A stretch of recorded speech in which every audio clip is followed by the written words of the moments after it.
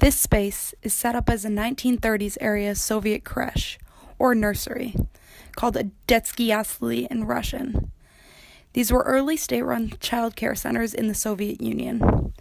This room is sparsely decorated in drab colors, browns, greens, and beige, notably. This is not exactly how we would picture a nursery to be designed or imagined today, but one of the core focuses of these state-run buildings was practicality, and certainly not flair. Within the room, several cribs are spaced closely together on the side far from the entrance. They are small, plain, and practical, just like the room itself. In the middle, we can see a large table with bowls for feeding the children placed along it. In front of this, there is quite a bit of empty space, scattered with basic toys. Now, for the propaganda. The first piece I focus on is the phrase above the door, which in Russian says, "Spasibo rodnому Stalinu za счастливое детство," in large black block letters. The English translation for this is, "Thank you, dear Comrade Stalin, for a happy childhood." The second propaganda piece is the poster, which shows two panels of a playing and cheerful child against a turquoise background, with the quote, "Мне дома скучно, а нам в яслях весело." The English translation for this phrase is, "I'm bored at home. I'm happy in the creche." The first target group for this propaganda to look at would be the young children being cared for in the facility.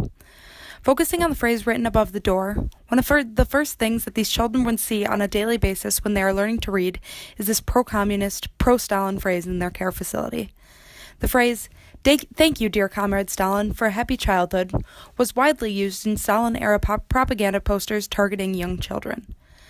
By putting this in a place of youth and within a context where children are learning and being raised, this serves as a form of indoctrination of these youth into Stalinist ideology from the moment that they are able to read.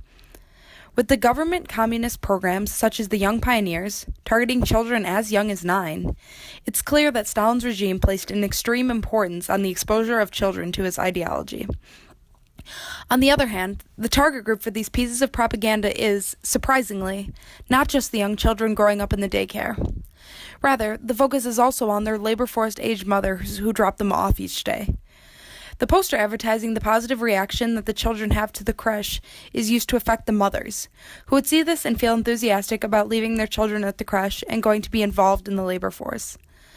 This propaganda is strategically placed near the door so that the young mothers can see it when they walk in the space briefly. The need for this type of propaganda was especially important during the lead-up to the war and the war itself, when women were needed in the workforce. Lastly, I have dated the space to the year 1939. The written phrase above the door was chiefly prevalent in the years 1935 to 1939. The poster itself is dated at 1939. Therefore, I will place this creche within the year of 1939 because this is the intersection of the two dates.